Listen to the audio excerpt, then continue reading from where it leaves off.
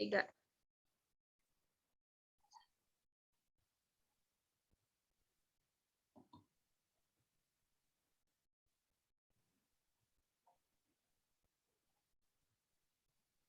Bismillahirrahmanirrahim. Assalamualaikum warahmatullahi wabarakatuh. Kami dari kelompok 5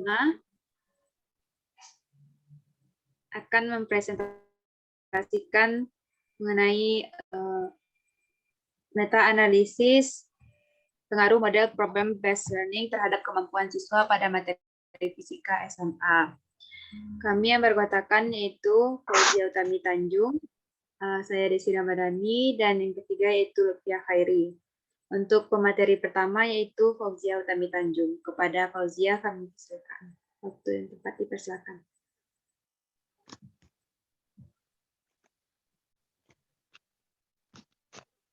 Baiklah, berdasarkan judul kami yaitu meta-analisis pengaruh model problem-based learning terhadap kemampuan siswa fisika SMA. Di mana penelitian ini abstraknya itu bertujuan untuk menganalisis pengaruh model problem-based learning pada materi fisika terhadap kemampuan siswa SMA. Di mana metode penelitian ini menggunakan meta-analisis. Di mana kita akan mengambil beberapa artikel, minimal 20 artikel yang terbit 7 tahun terakhir, atau artikel yang dapat diakses secara online melalui Google Scholar dan terakreditasi Sinta. Nanti kami akan menguji efek size-nya menggunakan Microsoft Excel.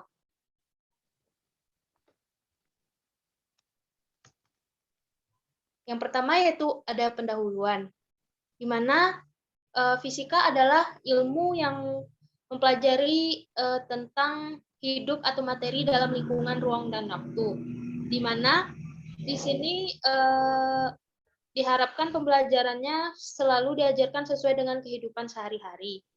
Yang kedua yaitu pembelajaran fisika ini diterapkan oleh guru di sekolah itu biasanya cenderung berlangsung secara klasikal dan bergantung pada buku teks dengan metode menghafal daripada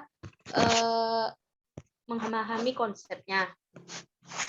Selanjutnya yaitu mata pelajaran fisika adalah salah satu mata pelajaran sains yang dapat mengembangkan kemampuan berpikir analisis deduktif dengan menggunakan berbagai peristiwa dan juga penyelesaian masalah baik secara kualitatif maupun secara kuantitatif menggunakan matematika, serta dapat mengembangkan keterampilan dan sikap percaya diri.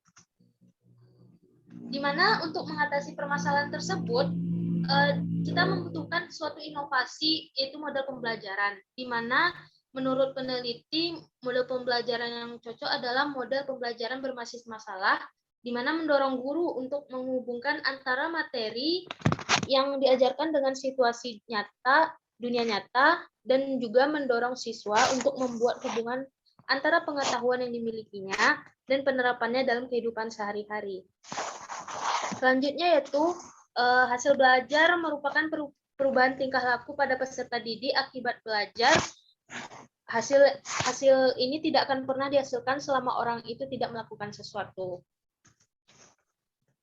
Di mana tujuan penelitian kami adalah yaitu untuk mengetahui seberapa besar pengaruh pembelajaran berbasis masalah terhadap hasil belajar fisika siswa yang berkemampuan berpikir kritis, kemampuan berpikir kreatif, pemahaman konsep, kemampuan pemecahan masalah, dan kemampuan generik sains. Di mana sehingga kami melakukanlah penelitian meta-analisis pengaruh model problem-based learning terhadap kemampuan siswa pada materi fisika SMA. Yang kedua yaitu metode penelitian. Sebelumnya tadi sudah disebutkan bahwa metode penelitian ini adalah meta-analisis, di mana metode meta-analisis ini merupakan penelitian yang dilakukan dengan cara merangkum, mereview, dan menganalisis data peneliti dari beberapa hasil peneliti sebelumnya. di sini kami mengumpulkan artikel-artikel model problem based learning pada materi fisika SMA, yaitu berupa 20 artikel yang diterbitkan tahun 2014 hingga 2020. Dengan bantuan mengolah datanya menggunakan Microsoft Excel dan menghitung effect size dari rata-rata effect size dari setiap artikel. Dan juga mengumpulkan jumlah sampel, rata-rata, dan standar deviasi kelas kontrol dan kelas eksperimen.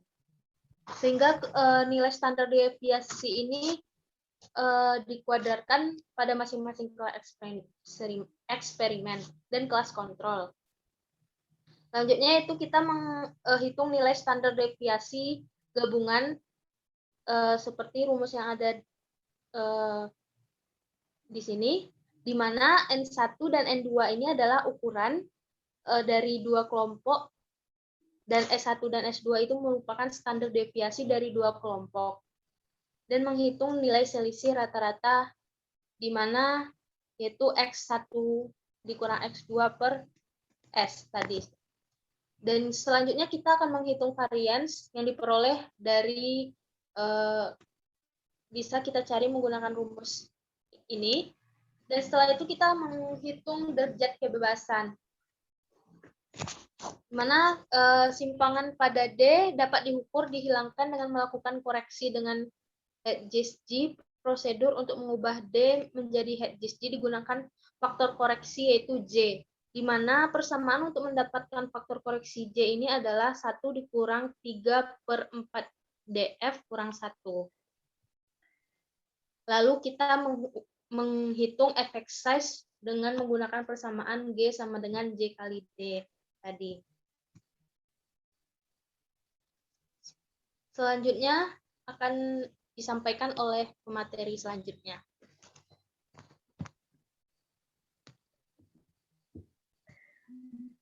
Baik, langsung saja saya jelaskan mengenai hasil dan pembahasan yang kami muat dalam artikel meta-analisis.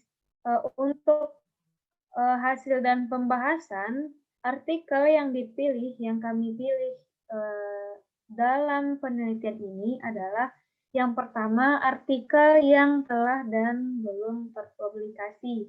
Yang kedua, artikel yang menggunakan problem based learning dalam penelitiannya. Kemudian yang ketiga, artikel yang dipilih itu adalah artikel yang menggunakan siswa SMA sebagai sasarannya. Kemudian artikel dengan pengambilan data berdasarkan nilai pretest kelas kontrol dan kelas eksperimen.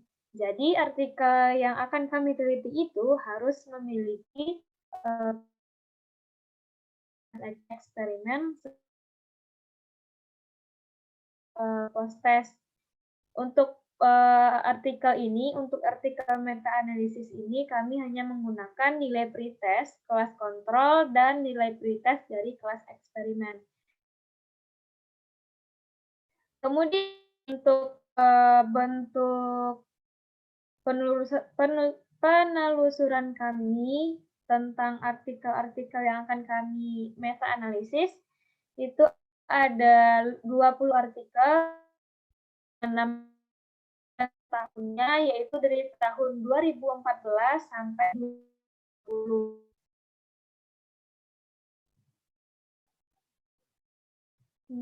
Untuk tabel 1 tadi itu adalah penelusuran hasil penelitian dengan variabel terikatnya, yaitu hasil belajar siswa. Dan tabel 2, penelusurannya yaitu penelusuran hasil penelitian dengan variabel terikat berupa kemampuan pemecahan masalah. Tabel keempat itu ada variabel terikatnya berupa pemahaman konsep. Selanjutnya, tabel kelima yaitu penelusuran hasil penelitian dengan variabel terikat minat belajar, dan tabel terakhir itu adalah penelusuran hasil penelitian dengan variabel terikatnya berupa keterampilan generik sains.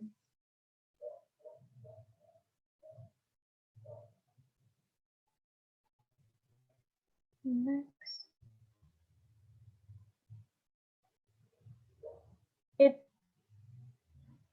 Itu tadi variabel-variabel terikat yang kami bahas dalam meta-analisis ini. Yang pertama ada kemampuan memecahkan masalah, hasil belajar, kemudian keterampilan generik, pemahaman konsep belajar, serta kemampuan berpikir kreatif dan kritis. Baik, selanjutnya untuk hasil uji efek size dari hasil belajar itu akan dijelaskan oleh Desi. Itu saja dari saya, terima kasih.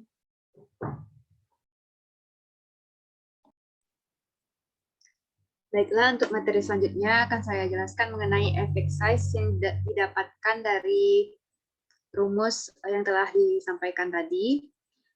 Dari artikel-artikel yang telah kami didapatkan efek size dari setiap artikel itu, yaitu yang pertama efek size variabel terikat hasil belajar.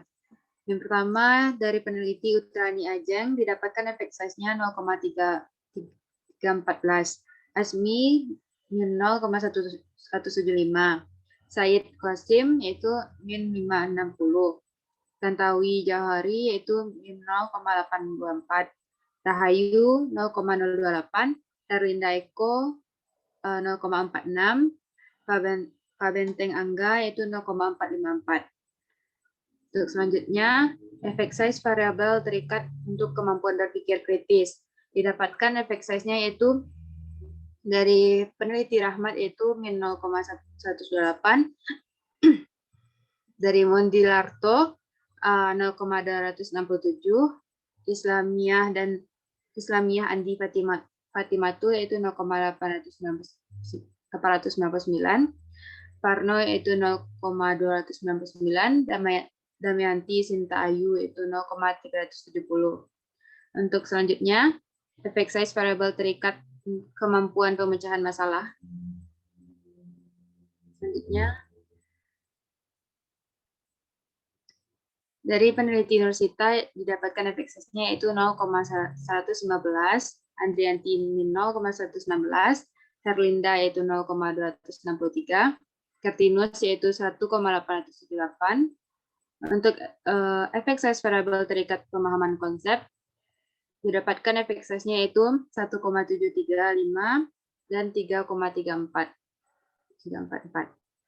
Selanjutnya, efek size variabel terikat minat belajar, tabel 11.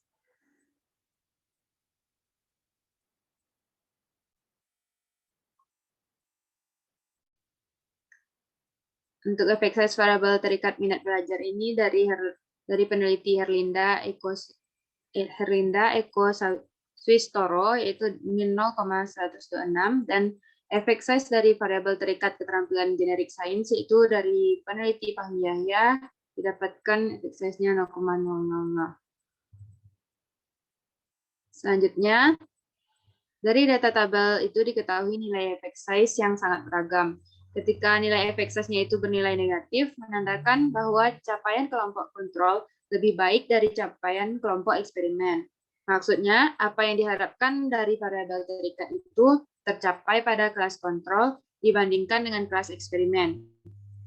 Sebaliknya, ketika nilai efek size itu positif, menandakan bahwa capaian kelompok eksperimen lebih baik daripada capaian kelompok kontrol. Selanjutnya, kesimpulan. Dari penggunaan model problem-based learning ini berpengaruh terhadap hasil belajar dan kemampuan siswa fisika SMA. Pengaruh penggunaan model problem-based learning ini dapat terlihat dari hasil hitung efek size yang bernilai positif, yang menandakan bahwa kelas eksperimen itu lebih baik daripada kelas kontrol. Selanjutnya, tampilan daftar pusaka yang kami gunakan pada artikel ini.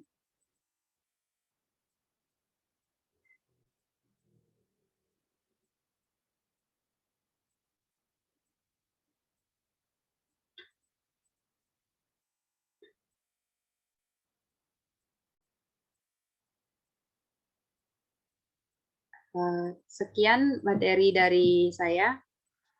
Dan dari itu mungkin materi terakhir dan sudah selesai sampai di situ.